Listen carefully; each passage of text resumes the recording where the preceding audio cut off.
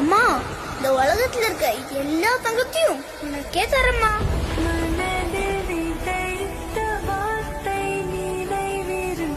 MG Ramachandran, திரு ரஜினிகாந்த் வரிசையில் அடுத்த super ஸ்டாராக உன்னை கொண்டாட உலகமே காத்திருக்கையில்